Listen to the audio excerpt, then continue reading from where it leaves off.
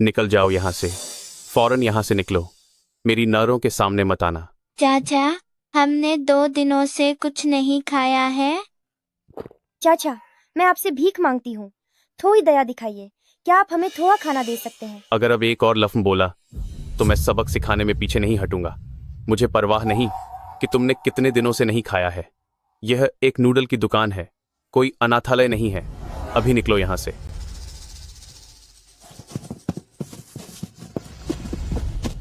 Boss, इनके लिए 2 कटोरी नूडल्स बना दीजिए, पैसे मैं चुका दूंगा। क्या तुम्हारे पास पैसे हैं?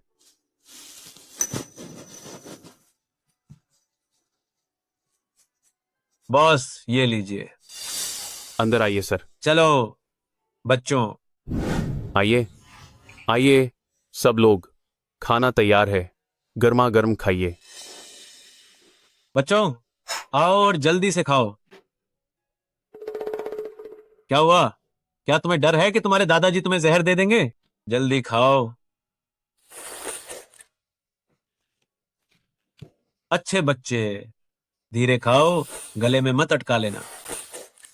तुम लोग इस उम्र में स्कूल क्यों नहीं जाते? हमारे मम्मी पापा नहीं हैं, हमें बाहर भीख मांगनी पड़ती है। हम स्कूल की फीस नहीं भर सकते। दादाजी, हम भी बाकी बच्चों की तरह स्कूल में बैठकर पढ़ना चाहते हैं, लेकिन अभी हमारे पास खाने तक के पैसे नहीं हैं। तो आज से तुम मेरे साथ रहोगे। माना कि मैं अभी ज्यादा पैसे नहीं कमा पाता हूँ, पर तुम्हारी पढ़ाई के लिए काफी होंगे। क्या तुम तैयार हो? हाँ, बिल्कुल तैयार हैं। बिल्कुल। शुक्रिया, शुक्रिया दादाजी। आज से आप ही हमारे सगे दादाजी हैं। दादाजी, हमें घर देने के लिए आपका बहुत बहुत शुक्रिया।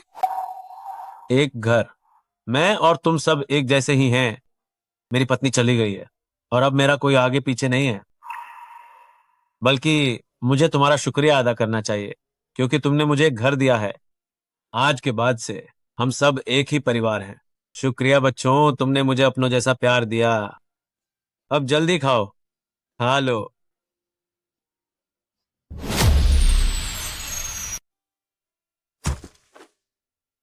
बॉस, नमस्ते। बॉस, यह रही तुम्हारी आज की मजदूरी।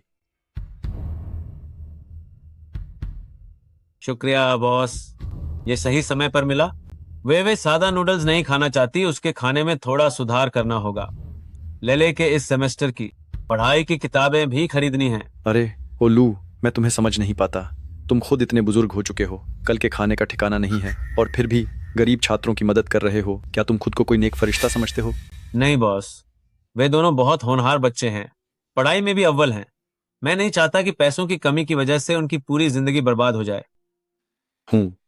आपका बहुत शुक्रिया बॉस, मैं अब चलता हूँ। शुक्रिया। मैंने इतना बेवकूफ आदमी कभी नहीं देखा। वे ले ले। दादाजी,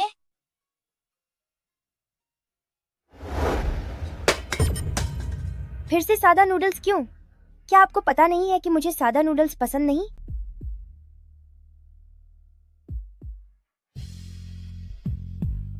वे दादाजी ने हमारे लिए समुद्री खाना भी खरीदा है। वे तुम यह खा लो, मुझे झींगे पसंद नहीं है। मुझे माफ करना वे, जब मैं साइकिल चला रहा था तब मैं अचानक गिर गया, इसीलिए तैयारी करने का वक्त नहीं मिला। अगली बार जैसे ही दादाजी को तनख्वाह मिलेगी, मैं तुरंत तुम सबको शानदार दावत पर ले जाऊंगा। दादाजी, आप ठीक तो है ना? मैं ठीक हूँ बेटा।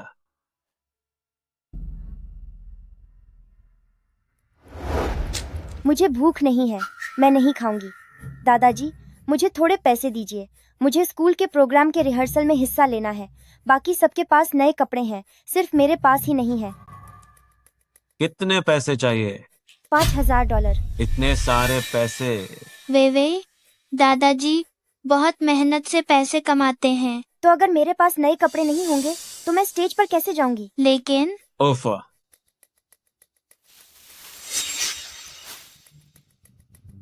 सब मुझे दे दो। अच्छा, इस सब का क्या नतीजा होगा?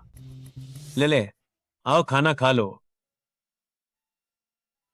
अगले महीने गुजारा करना फिर से मुश्किल होगा, मुझे कुछ और काम ढूंढना पड़ेगा। दादाजी, दादाजी, मैं स्कूल जा रही हूँ। हाँ, रास्ते में ध्यान से जाना। ले वैसे वे कहाँ है? वो पिछले कुछ दिनों से घर क्यों नहीं आई? वे अभी स्कूल में है।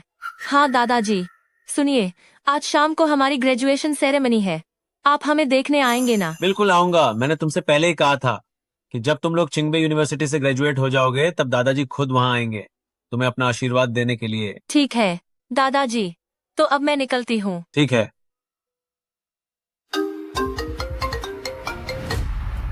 चेयरमैन, 10 साल हो गए हैं, मैं आपको वापस घर ले जाने आई हूँ।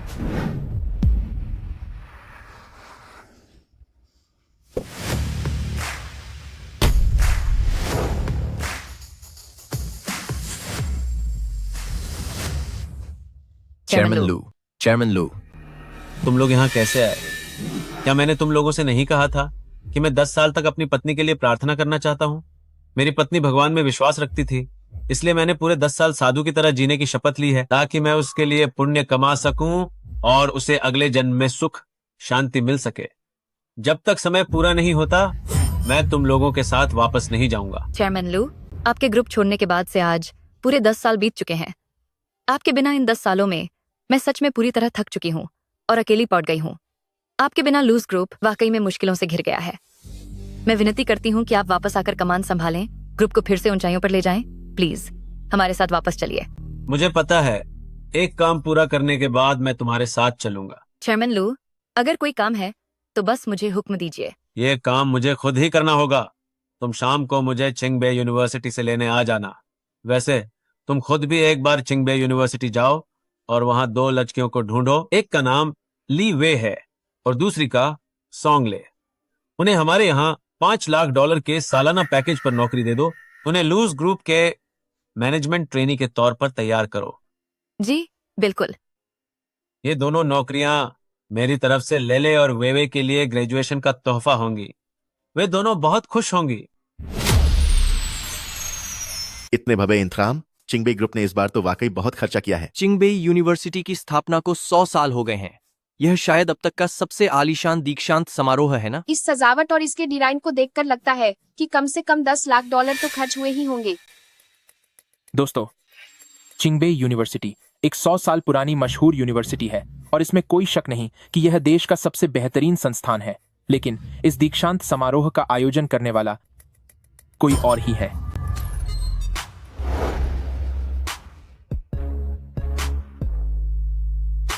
यंग मास्टर शिया, पूरे दीपू में जिसकी इतनी दौलत हो वह जरूर लूज ग्रुप के अलावा कोई और नहीं हो सकता है ना? क्या तुम दीपू के नंबर 1 समूह लूज ग्रुप की बात कर रहे हो? अफवाह है कि लूज ग्रुप के सीईओ एल्डर मिस्टर लू निवेश की दुनिया के बादशाह माने जाते हैं। वे बहुत छोटी उम्र में ही मशहूर हो गए थे। उन्होंने अपनी पत्नी के साथ मिलकर अपनी मेहनत से यह साम्राज्य खजा किया और 10 अरब की संपत्ति बनाई। पर अफसोस कि 10 साल पहले उनकी पत्नी की मौत के बाद वे भी कहीं गायब हो गए। वह तो है ही। इस बार दीक्षांत समारोह के आयोजक लूज ग्रुप के वाइस प्रेसिडेंट वान चियान खुद यहाँ आ रहे हैं। वे अपनी कंपनी में खास तौर पर 2 ट्रेनिंग को नियुक्त करेंगे ताकि उन्हें अच्छे से ट्रेनिंग दी जा सके। लीवे, सोंगले, अगर तुम दोनों भी लूज ग्रुप में काम करना चाहती हो तो मैं तुम्हारी मदद कर सकता हूँ। यंग मास्टर शिया, क्या यह सच है?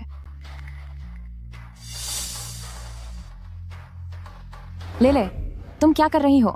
तुम कुछ बोल क्यों नहीं रही? जल्दी से यंग मास्टर शिया का शुक्रिया अदा करो।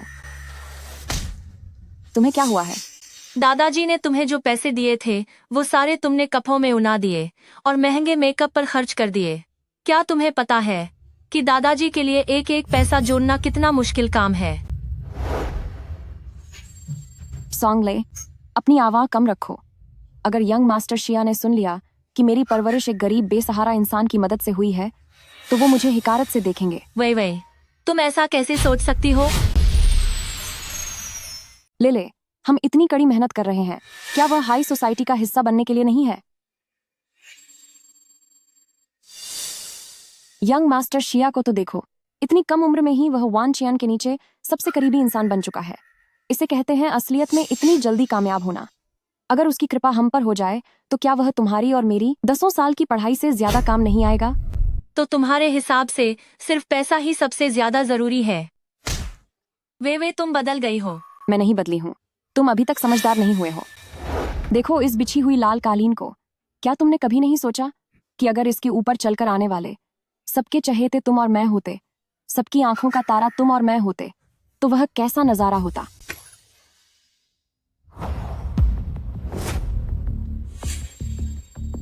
ये भिखारी कहाँ से आ गया? सिक्योरिटी गार्ड कहाँ है? इसे जल्दी बाहर निकालो। हा, यह तो सामने वाला कूड़ा बीनने वाला लगता है। वही तो, इससे इतनी बदबू क्यों आ रही है? यह यहाँ कैसे आ गया? मैं इतने समय से अमीर होने का नाटक कर रही हूँ, कहीं इसकी वजह से मेरी पोल न खुल जाए। ओए, क्या तेरे पास आमंत्रण कार्ड है? अरे, इसके पास भला कार्ड कहाँ से आएगा? पक्का यहाँ बोतलें चुराने आया होगा। तुम्हारा यहाँ स्वागत नहीं है, चलो निकलो यहाँ से। बाहर जाओ, सुनाई नहीं दिया? दफा हो जाओ यहाँ से। मैं यहाँ किसी को ढूंढने आया हूँ। यहाँ मौजूद हर एक शख्स छिंगबेई यूनिवर्सिटी का सितारा है। क्या तुम्हारी हैसियत भी है इन्हें जानने की? बिना कार्ड के चुपचाप बाहर निकलो यहाँ से। क्या यह तुम्हारे आने की जगह है? बाहर जाओ, बाहर जाओ। दादाजी, मैं यहाँ हूँ। तो ये सच में इसे जानती है? माफ करना, यह मेरे दादाजी है और वह मुझसे मिलने आए हैं।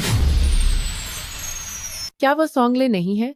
लेकिन क्या वह हमेशा से हमारे स्कूल की टॉपर नहीं रही है? मैंने पहले कभी नहीं सुना कि उसके कोई दादाजी भी हैं। शायद यह उसका कोई गरीब रिश्तेदार होगा। आश, सब लोग मेरी बात सुनो। बचपन से ही मेरा सारा खर्चा और मेरी जरूरतें मेरे दादाजी ने ही पूरी की है। अगर मेरे दादाजी नहीं होते तो आज मैं चिंगबे यूनिवर्सिटी की एक सफल छात्रा नहीं बन पाती। इसलिए आज के ग्रेजुएशन समारोह में मैंने उन्हें यहाँ देखने के लिए बुलाया है। मैं उम्मीद करती हूँ कि आप लोग मेरे दादाजी को यहाँ से जाने को नहीं कहेंगे।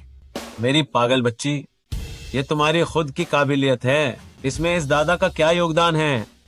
दादाजी, मैंने बचपन में कसम खाई थी कि जब मैं बाजी हो जाऊंगी तो मैं आपका यह एहसान जरूर उतारूंगी। आज जब तक मैं यहाँ हूँ, आपको यहाँ से कोई नहीं निकालेगा। वाकई मेरी पहचान गलत नहीं थी। मेरी पोती दुनिया की हर खुशी के लायक है। हमारी लेले अब बड़ी हो गई है। इसके बाद अब दादाजी की विरासत को संभालना तुम्हारे ही हाथों में है। वे कहाँ है? वे कहाँ रह गई? वे दादाजी तुम्हें ढूंढ रहे हैं। लीवे, क्या तुम भी इसे जानती हो? क्या आप मुझे बुला रहे हैं? वे, तुम्हें क्या हुआ है? क्या हमने तय नहीं किया था कि तुम्हारी ग्रेजुएशन के बाद हम सब मिलकर जश्न मनाएंगे? लीवई ने क्या ये नहीं कहा था कि वह एक बहुत बड़े घर की बेटी है? सही कहा। उसके कपड़े, उसका बैग और मेकअप हमेशा बहुत महंगे होते हैं और वह बहुत पैसा खर्च करती है। फिर वह भला इस कुआं उठाने वाले को कैसे जान सकती है? क्या इसका मतलब ये है कि वह अब तक झूठ बोल रही थी? तुम मुझे क्यों बुला रहे हो? क्या मैं तुम्हें जानती हूँ? तुम गलत इंसान को बुला रहे हो। लीवे, तुम क्या कह रही हो? क्या तुम पागल हो गई हो? यह हमारे दादाजी हैं। दादाजी? मेरे दादाजी तो बहुत पहले चले गए थे। सॉन्गले, अगर तेरा यह गरीब रिश्तेदार अंदर आकर दुनिया देखना चाहता है तो तुम सीधे कह सकते थे। मैं दरिया दिली दिखाते हुए उन्हें यहाँ रुकने दे सकती हूँ, पर तू मेरे साथ इस तरह जान पहचान दिखाने का नाटक क्यों कर रही है? वे तुम जैसी एक अमीर खानदान की लड़की इस गरीब आदमी के साथ क्या कर रही है? यंग मास्टर शिया, आप जरा मेरे कपड़े और अंदाज तो देखिए। मेरे और इनके बीच तो जमीन आसमान का फर्क है। क्या आपको लगता है कि ये मेरी दुनिया के लोग हैं? क्या आपको मुझ पर भरोसा नहीं है? भरोसा है। वे इतने सालों तक मैंने जो तुझे पाला पोसा और तेरी पढ़ाई में मदद की, क्या तू वह सब भूल गई? क्या तुमने शराब पी रखी है? तुम ये क्या बकवास कर रहे हो? जरा अपनी ये फकीरों जैसी हालत तो देखो। तुम मेरी भला क्या मदद कर सकते हो? लीवे, तू हद पार कर रही है। अगर दादाजी न होते तो क्या आज तू यहाँ होती? तू क्या बोल रही है? पिछले 10 सालों में दादाजी ने जो भी एक पैसा कमाया वह हम दोनों पर ही खर्च किया, और तू उन पैसों को लेकर हर जगह लोगों को ठगती फिरती है। पहले तो तू अमीर लड़की होने का नाटक करके सिर्फ झूठ बोलती थी, वो तो ठीक था, लेकिन अब तू दादाजी को कड़वे शब्द कह रही है और उनके एहसानों को भूल रही है। क्या तू इंसान भी है? चुप हो जा। सॉन्गले, क्या तू मुझे बर्बाद करना चाहती है? मैंने बिना थके दिन रात मेहनत की, सिर्फ इसलिए ताकि मैं तुम्हें अच्छी जिंदगी और पढ़ाई दे सकूं। क्या इससे तू बर्बाद हो रही है? जुबान बंद रखो। मैंने तुझे इज्जत दी और तू सिर पर चढ़ रहा है? जरा खुद को तो देखो, तुम नाली के कीड़े जैसी हो। क्या तुम्हारी मुझसे बराबरी करने की औकात है? अगर तुमने फिर से बकवास करने की हिम्मत की तो मैं यंग मास्टर शाह से कहकर तुम्हारे पैर तुड़वा दूंगी। वे ऐसे लोगों पर गुस्सा होने की कोई जरूरत नहीं है। अगर तुम सच में इसे पसंद नहीं करती हो तो बस इसके पैर तोड़ दो और इसे यहां से बाहर फेंक दो। तुम लोग क्या करने जा रहे हो? सोंगले, यह तुम्हारे मतलब की बात नहीं है। तुम मेरे दादाजी को हाथ नहीं लगा सकते। वे क्या तुम भूल गए बचपन से लेकर आज तक दादाजी ने तुम्हारे साथ कितना अच्छा बर्ताव किया? तुम इतनी पत्थर दिल कैसे हो सकती हो? यंग मास्टर शिया, इन घटिया लोगों को जल्दी यहाँ से बाहर निकालो। ये लोग मुझ पर झूठे इल्जाम लगा रहे हैं। ठीक है। दादाजी, तुम लोग बहुत ज्यादती कर रहे हो। आज के बाद मैं यंग मास्टर शिया की मदद से लूज ग्रुप में मैनेजमेंट ट्रेनी बन जाऊंगी। मेरा भविष्य बहुत सुनहरा होगा और तुम लोग सिर्फ गंदी नाली की गंदगी में जीने के लायक हो। मेरी तुलना में तुम लोग कहीं नहीं टिकते। नहीं, ले रुको, मारना बंद करो। दादाजी को मत मारो, अब बस करो। वे मैं तुमसे भीख मांगती हूँ, प्लीज मत मारो। नहीं। ठीक है। दादाजी क्या आप ठीक है? दादाजी।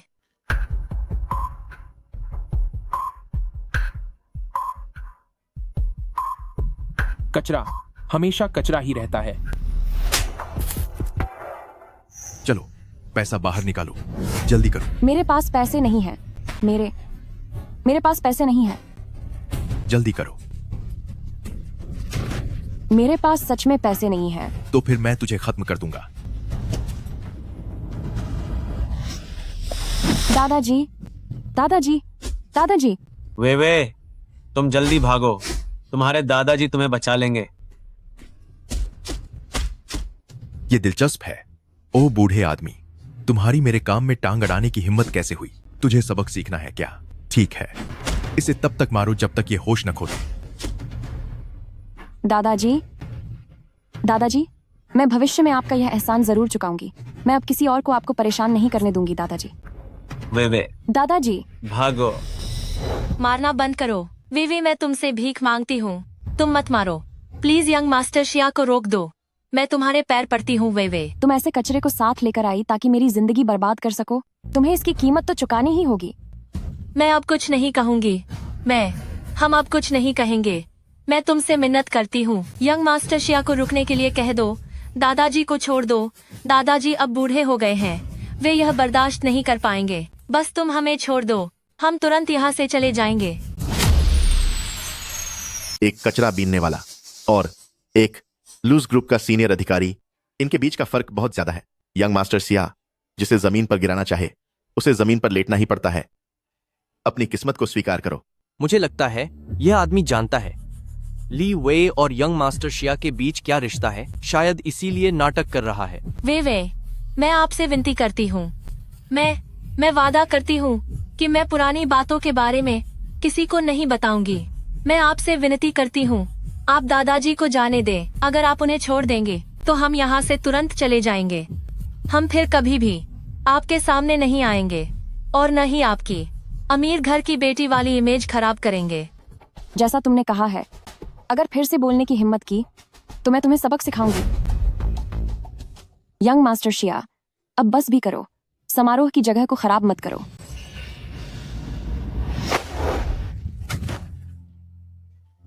दादाजी क्या आप ठीक हैं? वे मैंने सोचा नहीं था कि तुम लूज ग्रुप में सिर्फ एक नौकरी के लिए इतनी नीचे गिर जाओगी। तुम्हारा भविष्य बहुत बेहतर हो सकता था, पर अफसोस तुमने खुद ही सब कुछ बर्बाद कर लिया। वे का भविष्य सिर्फ इतना ही नहीं है, पर यह मेरी मदद और मार्गदर्शन के साथ ही संभव है। हाँ, सही है। यंग मास्टर शिया की मदद से मैं एक बेहतर जिंदगी जी सकती हूँ और तुम जैसे बूढ़े बेकार लोग पूरी उम्र कचरे में ही रहेंगे। वहीं तुम्हारी सही जगह है। चले जाओ। मुझसे दोबारा संपर्क करने की कोशिश मत करना। दादाजी। ठीक है, क्योंकि तुमने कहा है कि अब हमारा कोई रिश्ता नहीं है, तो आज से ही हमारा रिश्ता खत्म। वे उसकी पीठ को देखो। क्या वह एक बूढ़े कुत्ते जैसा नहीं लग रहा?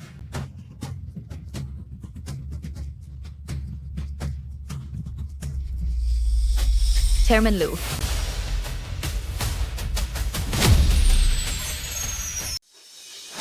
चेयरमैन लू, ये तो वान चियान है, लू ग्रुप की वाइस प्रेसिडेंट। बाहर जो रोल्स रॉयस खड़ी है वो वान कियान की अपनी कार है। इस छोटी सी ग्रेजुएशन सेरेमनी में आप जैसी बड़ी हस्ती यहाँ कैसे आ गई? प्रेसिडेंट वान, आपके यहाँ आने से हमारी तो किस्मत ही खुल गई है। अगर आपने मुझे पहले बता दिया होता तो मैं आपके लिए कुछ भी करने को तैयार रहता। तो आप ही वो मशहूर प्रेसिडेंट वान हैं? आपसे मिल पाना मेरे लिए बहुत बड़े सौभाग्य की बात है। सब कहते हैं कि प्रेसिडेंट वान पूरे इंपीरियल कैपिटल में सबसे खूबसूरत हैं। आज आपको खुद देख लिया। ये बातें सच में सच हैं। आजकल प्रेसिडेंट वान जैसी इतनी सुंदर और काबिल लड़की देखने को नहीं मिलती। सही कहा। इस पूरे इंपीरियल कैपिटल में सिर्फ प्रेसिडेंट वान ही सबसे अलग हैं। ले, क्या हुआ? दादाजी, ये आपके लिए है। मैं शुक्रिया अदा करना चाहती हूँ इतने सालों तक आपने जो मेरी मदद की उसके लिए। दादाजी, अब मेरी पढ़ाई पूरी हो गई है। अब मैं आपको और परेशानी नहीं होने दूंगी। ले, मैंने तुम सबकी मदद किसी इनाम के लिए नहीं की थी। बस तुम अच्छे से रहो, उसी में मुझे खुशी मिलेगी।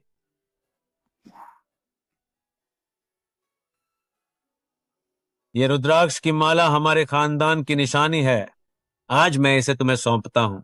इसे लेकर तुम लू ग्रुप के ऑफिस में इंटरव्यू के लिए जाओ। वो लोग तुम्हारे लिए अच्छा इंतजाम कर देंगे।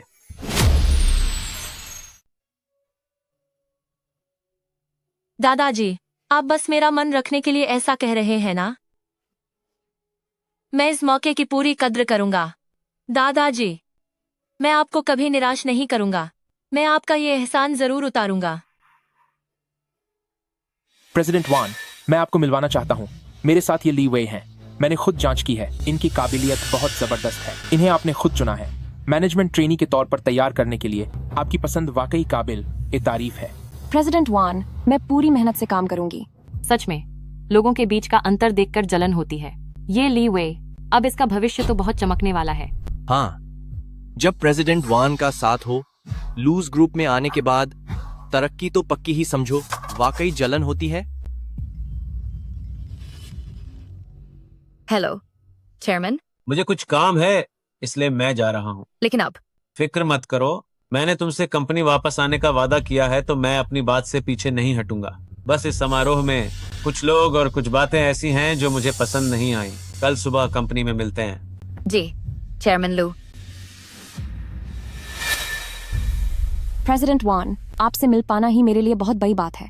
अगर मुझे प्रेसिडेंट वान का सहारा मिल जाए तो मैं पूरी वफादारी दिखाऊंगी और आपके हर हुक्म का पालन करूंगी। चुप हो जाओ।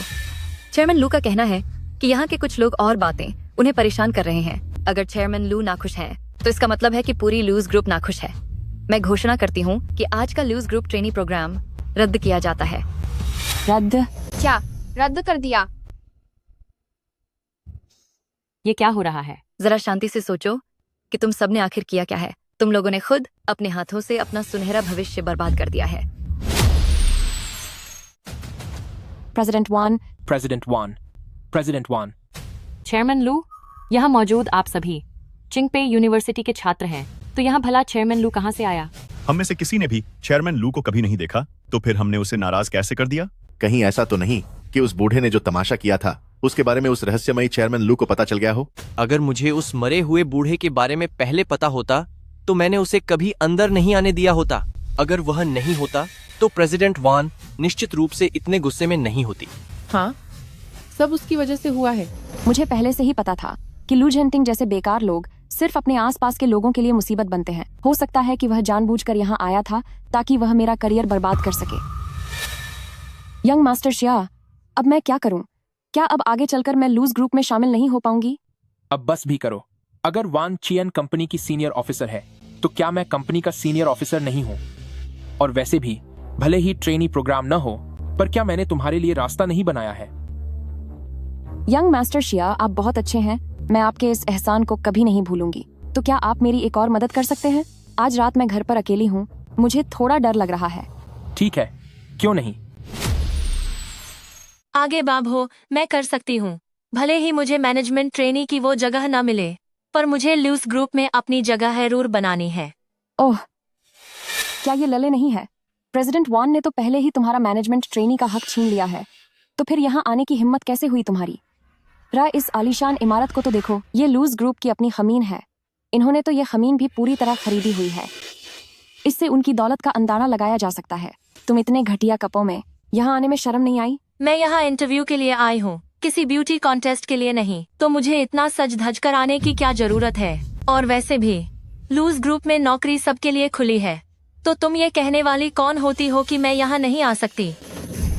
ले, तुम वाकई बच्चों जैसी बातें करती हो। ये खुली भर्ती जैसी चीजें तो सिर्फ एक मजाक है, बिना किसी पहचान के। यहाँ कोई तुम्हें भाव तक नहीं देगा। जो लोग भी यहाँ आए हैं, सबकी अपनी कोई ना कोई सेटिंग जरूर है। सच तो ये है कि इस इंटरव्यू का फैसला पहले से ही हो चुका है, तो अपना वक्त बेकार मत करो। सॉन्गले, मैंने यंग मास्टर शिया की मदद से लूज ग्रुप में अपनी जगह पक्की कर ली है। और जहाँ तक तुम्हारी बात है, तुम बस दूसरों का रास्ता सान करने आई हो। अगले जन्म में तुम अपने उस आवारा दादा के साथ कचरा ही उठाना। वैसे तुम फिक्र मत करो, आगे से हम तुम्हारे उस कबाब खाने के धंधे में जरूर मदद करेंगे। आखिर तुम वेवे की दोस्त जो हो। चलो अब यहाँ से।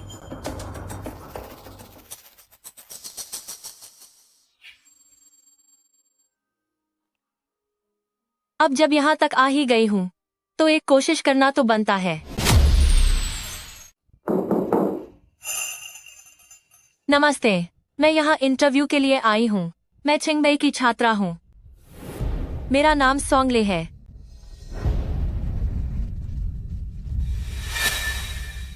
दादाजी। क्या हुआ? बहुत हैरानी हुई? दादाजी, आप यहाँ क्या कर रहे हैं? दादाजी, आप जल्दी उठिए, यह बॉस के बैठने की जगह है। आप यहाँ नहीं बैठ सकते। अरे, हमें दरवाजे पर जाकर इंतजार करना चाहिए। अगर किसी और ने देख लिया तो वे हमें बाहर निकाल देंगे। कोई बात नहीं, दादाजी असल में तुमसे कुछ कहना चाहते हैं। लू जेंटिंग, तुम यहाँ क्या कर रही हो? और ऐसे शरीफों जैसे कपड़े क्यों पहन रखे हैं? जब तुम यहाँ हो सकती हो तो मैं यहाँ क्यों नहीं हो सकता? बिल्कुल नहीं, हम यहाँ पूरे हक के साथ आए हैं, जबकि तुम यहाँ चुपके से घुसे हो। इस विशाल लूज ग्रुप में इन्होंने एक भिखारी को अंदर कैसे आने दिया? भले ही तुमने ये हुलिया बना लिया हो, लेकिन तुम अपनी गरीबी की बू नहीं छिपा सकते। मैंने पहली बार सुना है कि कोई हमारी कंपनी में चुपके से घुसने की हिम्मत कर रहा है। क्या तुझे डर नहीं लगता कि मैं सिक्योरिटी टीम से तुझे सबक सिखाने को कहूंगा? लूज हंटिंग, मैंने तो सुना है कि लूज ग्रुप की सिक्योरिटी टीम में स्पेशल फोर्सेस के रिटायर्ड फौजी ऑफिसर हैं। तेरा शरीर अब काफी कमजोर हो चुका है, कहीं ऐसा ना हो कि मार खाकर तू अपाहिज हो जाए। किसने कहा कि मेरे दादाजी चुपके से यहाँ घुसे हैं? क्या वो मेरे साथ इंटरव्यू के लिए नहीं आ सकते? तेरे साथ इंटरव्यू के लिए एक भिखारी को साथ लाकर तुझे इंटरव्यू की बात करते हुए शर्म नहीं आती?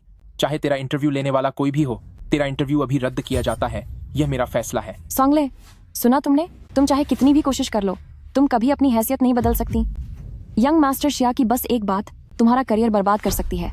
रही बात तुम्हारे साथ खड़े इस भिखारी की, तो यह सिर्फ खड़ा होकर देखता रहेगा, क्योंकि इसके पास कोई रास्ता नहीं है। मैं ऐलान करता हूँ कि कल से सॉन्गले आधिकारिक रूप से शामिल होंगी और प्रेसिडेंट की सेक्रेटरी बनेंगी। ये मेरा फैसला है। लू जेंटिंग, क्या तुम बूढ़े हो गए हो या तुम्हारा दिमाग खराब हो गया है? ओ बुढ़े, मैं तुमसे पूछ रहा हूँ, क्या तुम्हें लगता है कि सिर्फ सूट पहन लेने से तुम कोई बड़े आदमी बन गए हो? सीईओ के सेक्रेटरी जैसा इतना महत्वपूर्ण पद, जिसका फैसला मैं खुद नहीं कर सकता। और तू जैसा मरने की कगार पर खड़ा इंसान, एक भिखारी, यहाँ बकवास करने की हिम्मत कैसे कर सकता है? दादाजी, आप प्लीज कुछ मत कहिए। कोई बात नहीं। ये तो लूजेंटिंग, तुम चाहे कितना भी दिखावा कर लो, अपनी गरीबी की बू नहीं छिपा सकते। भले ही तुम इस तरह तैयार हुए हो, पर कोई तुम्हारी इज्जत नहीं करेगा। उल्टा सब लोग तुम पर हंसेंगे। बिल्कुल सही। अपनी औकात देख। तू है क्या चीज जो यहाँ ऐसी फालतू बातें करने की हिम्मत कर रहा है? तो फिर तुम होते कौन हो ये कहने वाले? मुझ पर सवाल उठाने की हिम्मत किसकी हुई? प्रेसिडेंट वान। सर, आप खुद यहाँ कैसे आए? ये सब तो बस नए लोग हैं, आपके समय की बर्बादी के लायक बिल्कुल नहीं है। चेयरमैन लू ने मुझे यहाँ आने का आदेश दिया है। ओह, फिर तो ठीक है, बिल्कुल ठीक है।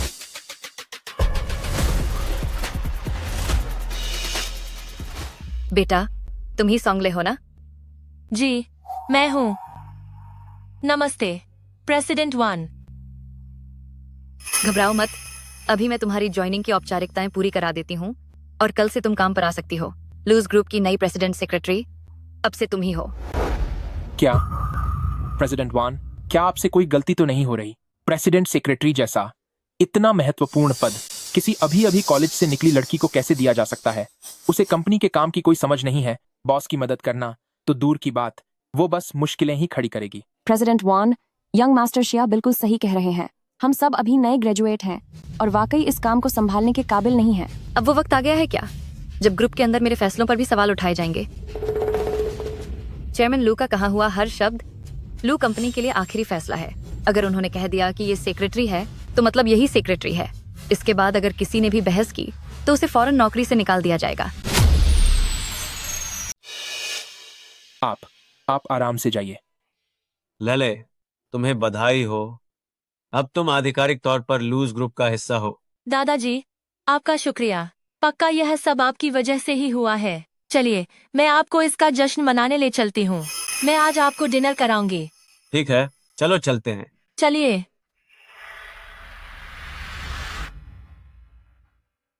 तू रुक, तुझे मैं देख लूंगा। घटिया इंसान। तुझे क्या लगता है, क्या उस वान कियान का दिमाग खराब हो गया है? वह आखिर क्यों उस सॉन्गले पर इतना मेहरबान हो रहा है? प्रेसिडेंट वान ने कहा था ना कि यह चेयरमैन लू का फैसला है। वह घटिया सॉन्गले दिखने में तो बहुत शरीफ बनती है, जैसे कितनी दूध की धुली हो, पर असल में वह किसी से भी ज्यादा गिरी हुई है। मुझे तो लगता है उसने बहुत पहले ही चेयरमैन लू को अपने जाल में फंसा लिया था। पक्का यही बात होगी। काश मैं उन चेयरमैन लू से मिल पाती तो मैं उन्हें सॉन्गले से पक्का छीन लेती। दादाजी चीयर्स। हम आज ये नहीं पियेंगे। दादाजी मैं बस थोड़ी सी ही पीऊंगी। बात मानो, कल तुम्हें काम पर भी जाना है। हम पानी से ही जश्न मना लेंगे। चीयर्स। तुम्हें बहुत बधाई। यह तो शहर का सबसे बेहतरीन sea food restaurant Liang Feng की है। आज हम यंग मास्टर शिया की वजह से यहाँ अच्छे खाने का लुत्फ उठा पा रहे हैं। वे जरा देखो, कुछ लोग भी कितने अजीब होते हैं। ऐसे अच्छे कपड़े पहनकर तैयार हो जाते हैं जैसे खुद को ही धोखा दे रहे हों कि वे वाकई ऊंचे खानदान के हैं। ली वे, तुम्हारा क्या मतलब है? मेरा मतलब है कि तू बस दिखावा कर रही है। तू सिर्फ एक सेक्रेटरी है, पर नाटक ऐसे कर रही है जैसे कोई बड़ी हस्ती हो। अभी तक सैलरी भी नहीं मिली है। यंग मास्टर शिया जैसी हैसियत के बिना तेरी इतनी हिम्मत कि तू ऐसी आलीशान जगह पर खाना खाने आए? तुम उस पर ध्यान मत दो। मेरे चाचा यहाँ के मैनेजर हैं। उन्होंने मुझे बताया था कि यह जुई जियांगशान नाम की एक डिश है जिसकी सप्लाई हर दिन सीमित होती है, और इसी डिश की वजह से शुयुनजियांग को राजधानी का नंबर 1 रेस्टोरेंट माना जाता है। जब हम यहाँ खाना खाने आए ही हैं तो क्यों न हम इसे बोली लगाकर जीत लें। सही कहा। तुम अब लूज ग्रुप के प्रेसिडेंट के सेक्रेटरी हो। तुम्हारे पास बहुत पावर है। वे ये जुई जियांगशान हर दिन बहुत कम मिलती है और इसकी कीमत आसमान छूती है। सोचो, अगर उन दोनों ने इसकी बोली लगा दी और पैसे नहीं दे पाए तो उनकी कितनी थू होगी। चलो।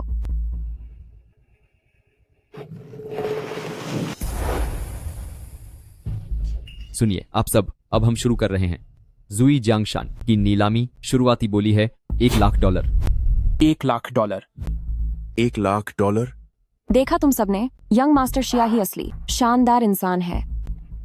यंग मास्टर शिया, आप बहुत ताकतवर हैं, सच में बहुत ताकतवर हैं। वे मैंने सब इंतजाम कर दिया है। आज कोई भी हमसे मुकाबला नहीं कर पाएगा। $2,00,000। $2,00,000। लू जेंटिंग, क्या तुम पागल हो गए हो? तुम्हें यहाँ से बाहर निकाले जाने का डर नहीं है क्या? लू जेंटिंग, शुई यूनजियन के बॉस की पहुंच इंपीरियल कैपिटल में बहुत दूर तक है। अगर तुमने उन्हें नाराज किया तो तुम जैसे कूड़ा उठाने वाले और इस छोटे से कर्मचारी का बुरा अंजाम होगा। दादाजी आप यह क्या कर रहे हैं? क्या आपने नहीं कहा था कि आप उनके स्तर तक नहीं गिरेंगे? एक डिश के लिए $2,00,000, हम इतना खर्चा कैसे उठा सकते हैं? कोई बात नहीं, मुझ पर भरोसा रखो। $2,10,000। $3,00,000। $3,10,000। $5,00,000। $5,00,000। $5,00,000। $5,00,000। लू जेंटिंग, क्या तुम्हें पता है तुम यहाँ किसी जोकर की तरह नाटक कर रहे हो? $5,00,000। क्या तुम्हारे पास इतने पैसे हैं भी? अभी दिखावा करने का क्या फायदा? जब तुम पैसे नहीं दे पाओगे तो तुम्हें बाहर ही फेंका जाएगा। एक मामूली आदमी अमीर बनने का सपना देख रहा है ना? ठीक है, मैं तुम्हारी इच्छा पूरी करता हूँ। मैं अपनी बोली वापस लेता हूँ। अब देखता हूँ तुम्हें यहाँ से कैसे धक्के मारकर निकाला जाता है। सर, आपको पहले भुगतान करना होगा। वो आई एम सॉरी, माफ कीजिएगा, हम तो बस मजाक कर रहे थे। हमारे पास इतने पैसे नहीं हैं। हम अभी यहाँ से चले जाते हैं। मेरे पास इस वक्त नकद तो नहीं है, लेकिन ये कार्ड शायद काम आ जाए।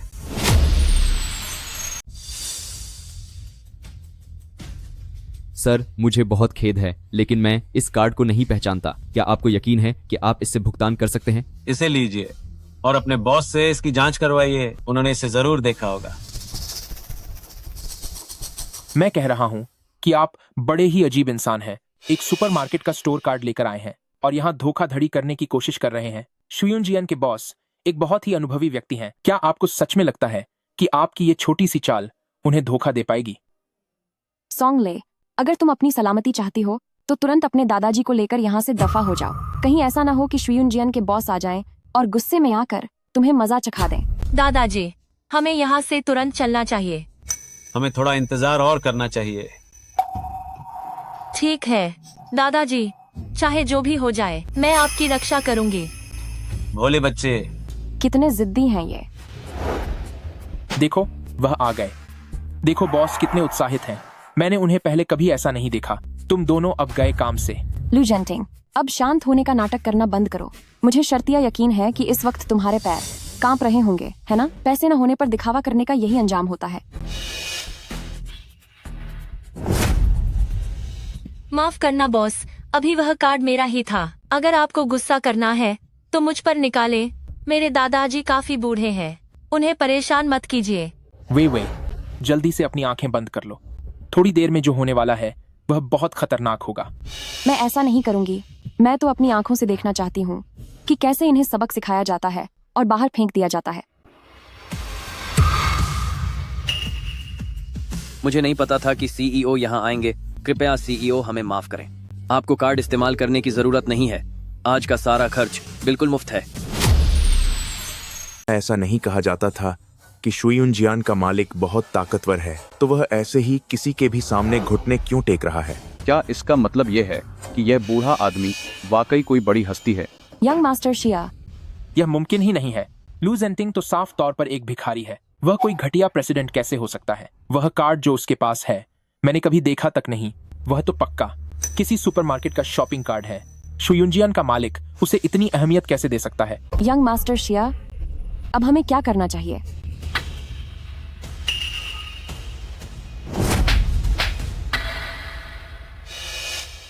मैंने हमेशा तुम्हारे प्रति नरमी बरती है, इसीलिए तुम आज ऐसी बन गई हो। ये थप्पड़ तुम्हें सबक सिखाने के लिए है। तुम्हारी मुझे मारने की हिम्मत कैसे हुई? और तुम हमेशा कहते थे कि मुझे धक्के मारकर बाहर निकाल दिया जाएगा। तो अब मैं तुमसे पूछता हूँ कि असल में बाहर किसे निकाला जाएगा? मैं तुम्हें बता दूं, मैं मामा शुयून जियन का मैनेजर हूँ। चाहे तुम जो भी हो, हमारे प्रेसिडेंट के खिलाफ होना मतलब हमारे शुयून जियन के खिलाफ होना है। कृपया यहाँ से चले जाइए। शुयून जियन में आपका स्वागत नहीं है। इसमें मामा तुम भी शामिल हो। निकल जाओ यहाँ से। और मैं इंपीरियल कैपिटल के इस काम से जुड़े सभी लोगों को बता दूंगा कि उसे कभी काम पर न रखा जाए। यंग मास्टर शिया, क्या हम इस तरह हार मानकर जा रहे हैं? तो फिर और क्या कर सकते हैं? सॉन्गल अब चेयरमैन लू के साथ है और उसे नाराज करने के बाद पूरे लू फैमिली में हमारे लिए कोई जगह नहीं बचेगी। सॉन्गल के हाथ में जो ब्लैक कार्ड था वो लूज ग्रुप के बॉस का है। साफ है कि बॉस उसे बहुत अहमियत दे रहे हैं। उसकी किस्मत बहुत अच्छी है। अच्छी किस्मत कैसी? मुझे तो लगता है कि वो अपनी खूबसूरती का इस्तेमाल कर रही है चेयरमैन लू को बहलाने फुसलाने के लिए। मैंने आज की पार्टी के लिए कितनी तैयारी की थी। ठीक है, गाड़ियों और होटल का सब इंतजाम कर दो। मैं तुम्हें बता दूं कि मेरे जीजा जी 10 साल बाद वापस आ रहे हैं और आज रात की पार्टी पूरे शहर में सबसे आलीशान होनी चाहिए। इतनी रात को यहाँ अभी भी कोई है? वे मिस्टर यांग हैं, बॉस के साले साहब। चलो यहाँ से। अरे सुनो। माफ कीजिए मिस्टर यांग सर, आपको परेशान करने के लिए माफी चाहता हूँ। हम बस जा ही रहे हैं। हमारी कंपनी में इतनी खूबसूरत लड़की कब आई? मिस्टर यांग सर, लेकिन मुझे नौकरी से निकाल दिया गया है। अरे इधर आओ। किसकी इतनी हिम्मत हुई जो तुम जैसी सुंदर लड़की को काम से निकाल दे? सामान वापस रखो और कल सुबह टाइम पर काम पर आना। लेकिन मैंने किसी को नाराज कर दिया है। तो क्या हुआ? यह लू फैमिली कंपनी मेरे जीजा जी की है। मेरी दीदी अब इस दुनिया में नहीं है, उनका कोई बच्चा भी नहीं है, तो ये सब आखिर में मेरा ही होगा।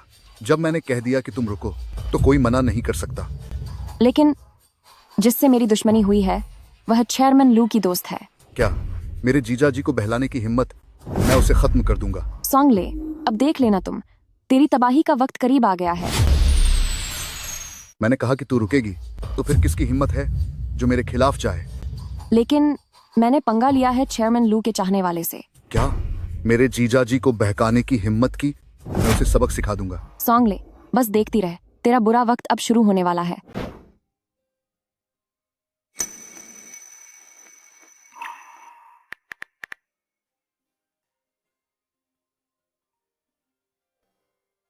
हेलो चेयरमैन लू। ले, मैं कंपनी की तरफ से आपको आज रात की पार्टी के लिए इनवाइट करता हूँ। शुक्रिया चेयरमैन लू। क्या मैं अपने साथ अपने परिवार के किसी सदस्य को ला सकती हूँ? पिछली बार ग्रेजुएशन पार्टी में मेरे दादाजी को बाहर निकाल दिया गया था, वह खाना भी नहीं खा पाए थे। इस बार मैं चाहती हूँ कि वह मेरे साथ चले। बिल्कुल, क्यों नहीं, जैसा आप चाहें। ले, आज रात मैं तुम्हें एक बहुत बड़ा सरप्राइज दूंगा। मिस्टर यांग, थोड़ी देर में पार्टी शुरू होगी, तुम वहां अच्छा परफॉर्म करना। मिस्टर यांग, इसकी किस्मत ही खराब है और ये हमेशा अपनी किस्मत बदलने के सपने देखती है। तूने ये जो दिखावे वाले कपड़े पहने हैं, आखिर तू किसे फंसाना चाहती है? लीवे, तू यह क्या कह रही है? तुझे क्या लगता है मैं भी तेरे जैसी ही घटिया हूँ? मैं? सॉन्ग ले, मैं तेरे जैसी बिल्कुल नहीं हूँ। जहां तक इनकी बात है, ये लूज ग्रुप के साले हैं। मैडम लू के अपने सगे भाई हैं, सच्चे ऊंचे खानदान के वारिस और अपनी उम्र में बहुत कामयाब हैं। अरे बस इतना भी मत बताओ।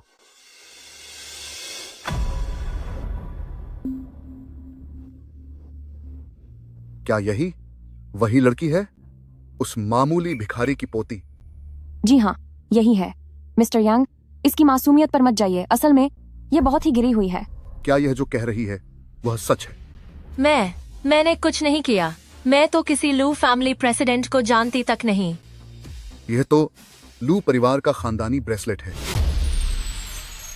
ली वे, तुम इसके बारे में और क्या जानते हो? मिस्टर यांग, मैं उसके साथ बचपन से बड़ी हुई हूँ। आप किसी से भी पूछ सकते हैं। उसका पालन पोषण एक आवारा आदमी ने किया था। वो दोनों ही किसी भी तरह अमीर बनना चाहते थे। यकीनन उसी ने चेयरमैन लू को अपने जाल में फंसाया होगा, वरना चेयरमैन लू जैसे बड़े इंसान कैसे मुमकिन है कि किसी को भी अपना ब्लैक कार्ड दे दें? वह जो कह रही है वह सच है। कैसा ब्लैक कार्ड? मुझे वाकई कुछ नहीं पता। अरे नहीं, तुम लोग क्या कर रहे हो? मुझे छोड़ो। इसका क्या मतलब है? सॉन्ग ले का यह जो मासूम सा चेहरा है, ये सब सिर्फ एक दिखावा है। लूज ग्रुप के इतने बड़े प्रेसिडेंट ऐसी औरत को पसंद कैसे कर सकते हैं? जाहिर सी बात है, कूड़े के ढेर में रहने वाला भिखारी किसी को क्या अच्छी बातें सिखाएगा? दिखने में तो वह मासूम लगती है, पर हकीकत में अंदर से वह बहुत ही घटिया और गिरी हुई है। अगर उसे लूज ग्रुप में रहने दिया गया तो क्या यह लूज ग्रुप की इज्जत मिट्टी में नहीं मिला देगा? बाद में लूज ग्रुप आखिर कैसे इंपीरियल कैपिटल में सिर उठाकर खशा हो पाएगा? तुम्हें दादाजी के बारे में ऐसा बोलने का कोई हक नहीं है। देखो, सच्चाई सुनकर गुस्सा आ गया ना?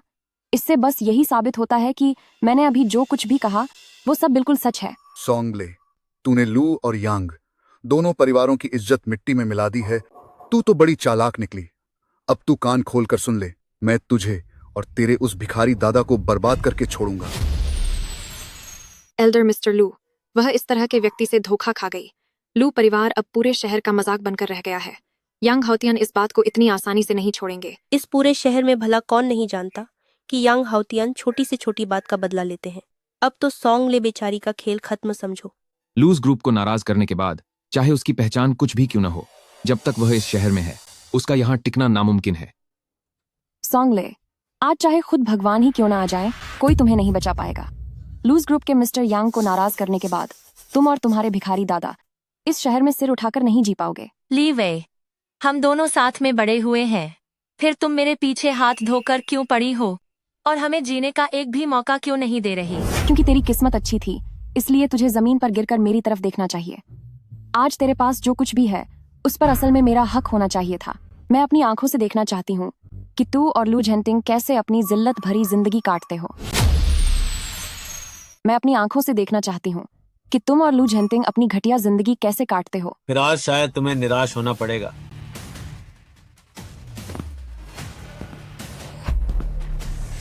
जब तक मैं यहाँ हूँ कोई भी लेले को हाथ नहीं लगा सकता।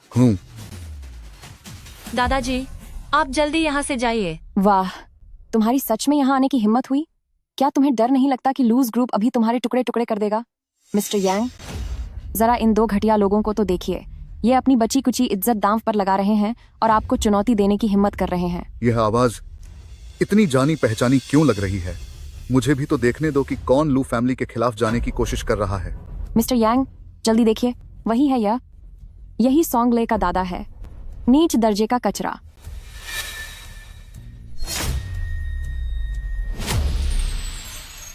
देखो, यही है वह, यही सॉन्ग ले के दादाजी हैं, समाज के सबसे निचले स्तर का कचरा।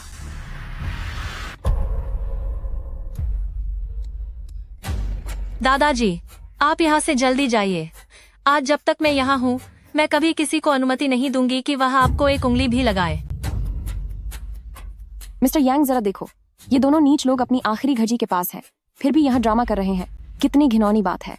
इसका मतलब है कि इन्होंने न तो आपकी, न तो बॉस की और न ही पूरे लूज ग्रुप की कोई इज्जत की है। ओह, यह तो बहुत अफसोस की बात है। मुझे पहले लगा था कि तुम काफी खूबसूरत हो, लेकिन मुझे अपनी जिंदगी में उन लोगों से सबसे ज्यादा नफरत है जो मेरी चीजों पर नजर रखते हैं। क्योंकि तुमने लू फैमिली पर अपनी गलत नजरें डाली हैं, तो अब मुझे तुम्हें सबक सिखाने के लिए मजबूर मत करना। इस वक्त यहाँ आना, क्या यह खुद को खतरे में डालना नहीं है? मिस्टर यांग उसे कतई नहीं छोड़ेंगे। इतने सालों में मिस्टर यांग को कभी इतना गुस्से में नहीं देखा। देखा जाए तो सही भी है। मिस्टर यांग की बहन ने प्रेसिडेंट लू के साथ मिलकर अपनी दुनिया बनाई थी और अब एक मामूली सी लड़की फायदा उठा ले गई। उन्हें गुस्सा आना स्वाभाविक है। दादाजी, आप जल्दी जाइए यहाँ से। जाना चाहते हो? तुम्हारी हिम्मत कैसे हुई?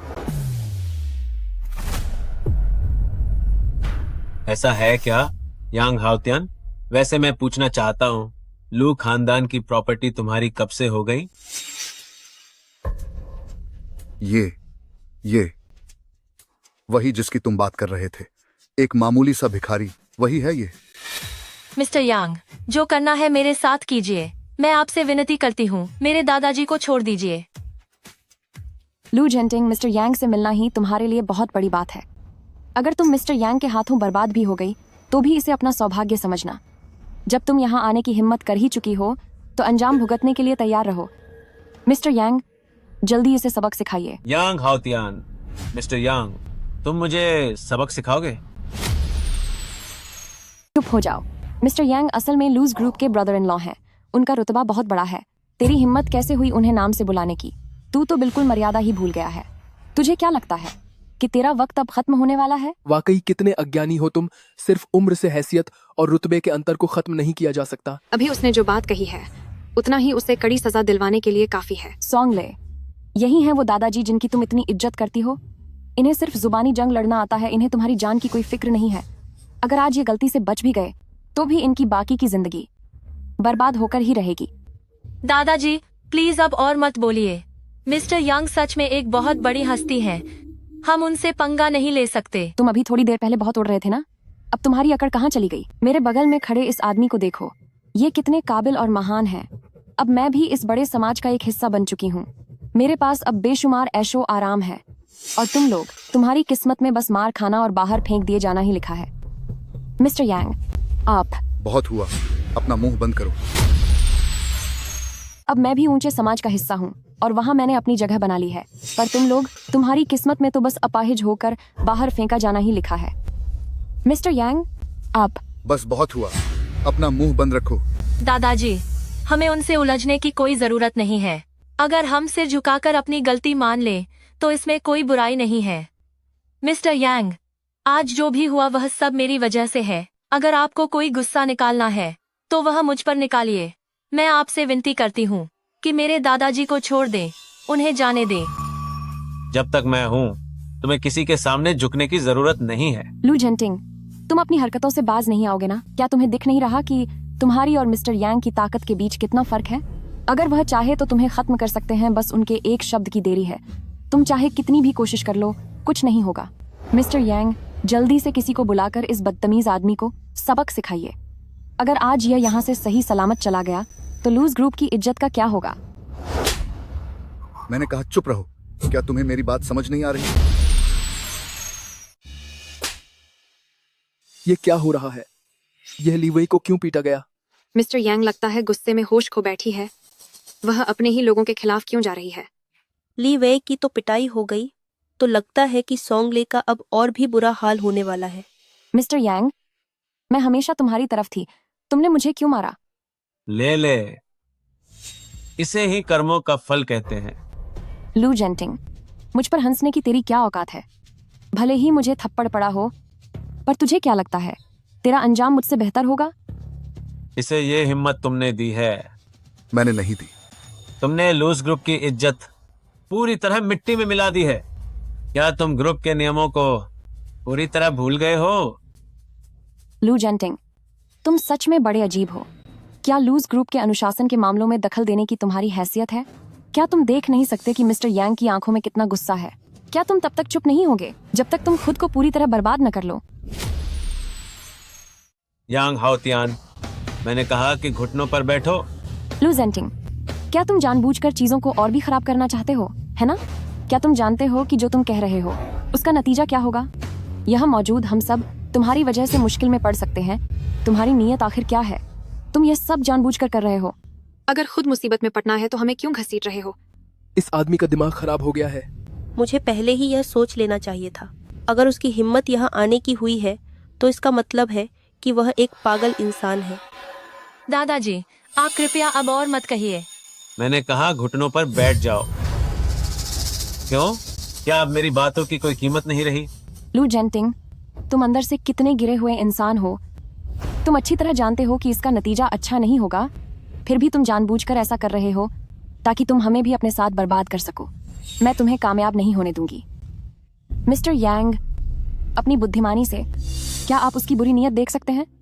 यहाँ मौजूद किसी भी इंसान का उससे कोई वास्ता नहीं है, खासकर मेरा। मैं हमेशा अपनी बात पर टिकी रही हूँ। मिस्टर यांग, मैं सब पीछे हट जाओ। मिस्टर यांग, अब इसे सबक सिखाइए, न सिर्फ यांग ग्रुप के सम्मान के लिए बल्कि हम सबके लिए भी, ताकि हमारा गुस्सा शांत हो सके। नहीं,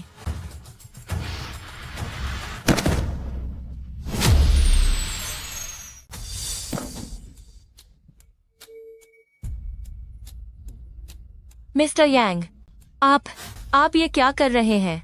इससे हमारा बुरा होगा। मिस्टर यांग, ओह दादाजी, कुछ कहिए ना।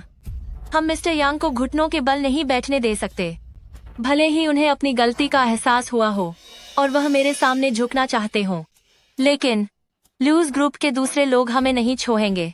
आखिरकार वह प्रतिनिधित्व करते हैं लूज ग्रुप की साख का। दादाजी, सोंगले, तुम्हारी समझ बहुत साफ है, लेकिन भले ही अब तुम सब सुधारना चाहो, पर अब इसका कोई फायदा नहीं है। तुम लोगों का लूज ग्रुप से बाहर निकलना तय है। लूज ग्रुप को नाराज करके तुम लोग अब कभी भी इंपीरियल कैपिटल में जी नहीं पाओगे। क्या मिस्टर यांग अचानक बदल गए हैं? इतना आसान भी नहीं लगता। लीवई के सामने तो मिस्टर यांग बहुत गुस्से में थे। उनका गुस्सा अचानक कैसे ठंडा हो गया? लगता है मामला पलटने वाला है। वे शायद गलती मेरी ही थी। पहले मैं हमेशा तुम सबकी सिर्फ पढ़ाई और ग्रेड्स पर ध्यान देता रहा, पर मैंने एक इंसान की बुनियादी एहसानमंदी को नजरअंदाज कर दिया। इसी वजह से तुम आज ऐसी लालची इंसान बन गई हो। जरा पूछो अपने इस मिस्टर यांग से कि मेरी असली पहचान क्या है। यांग हाओतियान, तुम इसे बताओ कि आखिर मैं कौन हूं। आप मेरे जीजा जी हैं, लूज ग्रुप के चेयरमैन और क्योतो के सबसे बड़े ग्रुप के प्रमुख। क्या? दादाजी, वह जो कह रहा है सब सच है। मिस्टर यांग, क्या आप गुस्से में अपना होश खो चुके हैं, जो बहकी बहकी बातें करने लगे हैं? जब से मैं लू झेंटिंग को जानती हूँ, वह सिर्फ एक आवारा रहा है। वह कैसे लू खानदान का मुखिया हो सकता है? अगर वह लूज ग्रुप का प्रेसिडेंट होता तो वह कचरा क्यों चुनता? वह मेरे जीजा जी हैं, मैं उन्हें पहचानने में गलती कैसे कर सकता हूँ? हैरानी की बात नहीं है कि शुरू से ही उनका आत्मविश्वास इतना बड़ा हुआ था, क्योंकि उनका रुतबा मिस्टर यांग से भी ऊंचा है। मिस्टर यांग के इतने सम्मान की वजह खुद प्रेसिडेंट की मौजूदगी है। लूज ग्रुप के अंदर प्रेसिडेंट ही असली मालिक है। मिस्टर यांग चाहे जितने भी ताकतवर क्यों न हो, वह कभी प्रेसिडेंट की बराबरी नहीं कर सकते। लूज ग्रुप हमेशा लू परिवार का ही रहेगा। यह मुमकिन नहीं है। उन्हें तो आलीशान और सुख सुविधाओं वाली जिंदगी जीनी चाहिए थी। उन्हें शाही राजधानी की ऊंचाइयों पर बैठकर सब कुछ संभालना चाहिए था। फिर वह हर रोज इतने गंदे क्यों रहते थे? और इस तरह एक गरीब और मामूली इंसान का भेष क्यों बनाया? क्या वह बस जिंदगी का अनुभव ले रहे थे? जब से दीदी चली गई हैं, जीजा जी ने फैसला किया है कि वे 10 सालों तक सन्यासी की तरह जिएंगे, ताकि दीदी के अगले जन्म के लिए प्रार्थना कर सकें। भले ही वह कई सालों तक गायब रहे हैं, लेकिन इस लूज ग्रुप की नींव उन्होंने खुद अपने हाथों से रखी थी। वे जब भी वापस आएं, ग्रुप के अंदर का कोई भी व्यक्ति उनकी जगह को हिला नहीं पाएगा। उनका रुतबा हमेशा सबसे ऊपर रहेगा। तो असल में मैं हमेशा ऐसे किसी इंसान की तलाश में थी जो मुझे आगे बढ़ा सके और मैं हाई सोसाइटी में शामिल हो सकूं। पर मैंने कभी नहीं सोचा था कि कामयाबी के पिरामिड में सबसे ऊंचे पायदान पर खड़ा इंसान हमेशा मेरे पास ही था। बस मैंने ही उनकी कद्र नहीं की। ली वे, अब मैं तुमसे एक बार फिर पूछता हूं कि आखिर असली मूर्ख कौन है? असली जोकर कौन है? मैं जब मैंने अपना सब कुछ लगा दिया था, तुझे एक गरीब स्टूडेंट से आज एक प्रोफेशनल बना दिया। आज मैं बड़ी आसानी से वो सब कुछ जो मैंने तुझे दिया है वापस ले सकता हूँ। दादाजी, मुझे अपनी गलती का एहसास है। दादाजी, तुझे क्या लगा कि लू ग्रुप में शामिल होने का मतलब अपनी हैसियत बदल लेना है? तो अब मेरी बात सुन। आज से ही लूज ग्रुप का तुझसे कोई रिश्ता नहीं रहेगा और वो अब कभी भी तेरा साथ नहीं देगा। मेरे होते हुए तुझ जैसी एहसान फरामोश लड़की अपनी पूरी जिंदगी में फिर कभी लू ग्रुप की दहलीज नहीं लांघ पाएगी। मिस्टर यांग, प्लीज मेरी तरफ से बात करो। मुझे वाकई अपनी गलती का पछतावा है। तुमने जीजू का अनादर किया है। इसका मतलब है कि तुम लू और यांग परिवार के खिलाफ खड़ी हो और दुश्मनों के लिए मेरे दिल में कोई दया नहीं है। जीजू तुम्हें नौकरी से निकाल रहे हैं। अब तो कोई भगवान भी आ जाए तो वो भी तुम्हें नहीं बचा सकता। वही तो लूज ग्रुप के प्रेसिडेंट हैं, पूरे इंपीरियल शहर की सबसे बड़ी शख्सियत। लगता है प्रेसिडेंट के वापस आने के बाद यह उनकी पहली पब्लिक अपीयरेंस है। बेचारी ली वे, इतना अच्छा मौका अपने हाथ से गंवा दिया। यह तो उसके अपने कर्मों का फल है। भगवान का शुक्र है ली वे, तूने इतने बुरे काम किए हैं कि आखिरकार तुझे अपनी करनी की सजा मिल गई। जब तू हमारा मजाक उड़ा रही थी और हमारे मददगार को चोट पहुंचा रही थी, तब क्या तूने सोचा था कि तेरे साथ भी ऐसा ही होगा? दादाजी, मुझे वाकई अपनी गलती का एहसास है। मैं आपसे माफी मांगती हूँ। मैं सचमुच ये नौकरी नहीं खो सकती। दादाजी, मुझे माफ कर दीजिए। मैं ऐलान करता हूँ, लूज ग्रुप आधिकारिक तौर पर ली वेई को निकालता है और मैं imperial city chamber of commerce के सभी साथियों को सूचित करता हूँ, जिस किसी ने भी ली वेई को काम पर रखने की हिम्मत की तो यह माना जाएगा कि उसने लू ग्रुप से दुश्मनी मोल ली है। प्रेसिडेंट के इन शब्दों के बाद ये लड़की ली वेई अब कभी इंपीरियल कैपिटल में टिक नहीं पाएगी। लूज ग्रुप व्यापार की दुनिया के राजा हैं। भला किस कंपनी में उनसे पंगा लेने की हिम्मत है? प्रेसिडेंट ने इसका ख्याल रखा, फिर भी इसने एहसान फरामोशी की। इसे तो अपनी करनी की सजा मिलनी ही चाहिए थी। कोई है यहाँ? इसे बाहर ले जाओ। नहीं, दादाजी, मुझे सच में अपनी गलती का एहसास है।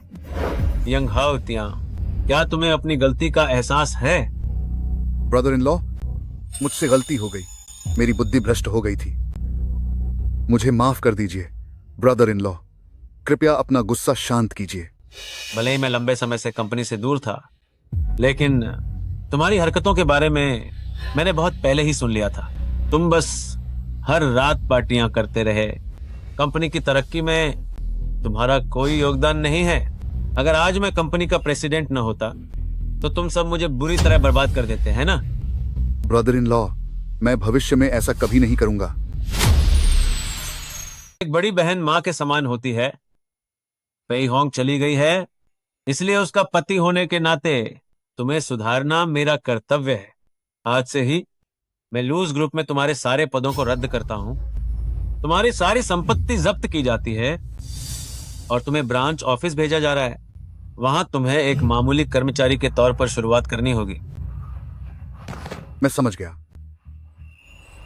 ले, दादाजी अब बूढ़े हो गए हैं।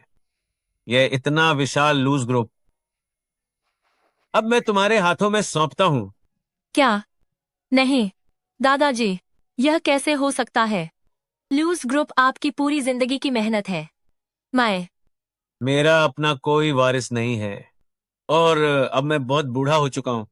दादाजी जानते हैं कि तुम एक बहुत ही प्यारी और आज्ञाकारी बच्ची हो। क्या तुम ये तोहफा स्वीकार करके सच में मेरी पोती बनना चाहोगी? हाँ दादाजी, मुझे मंजूर है। मेरे दिल में तो मैंने आपको बहुत पहले ही अपना परिवार मान लिया था। बहुत अच्छा, ये तो बहुत ही खुशी की बात है। बधाई हो प्रेसिडेंट, आपको अपनी पोती मिल गई।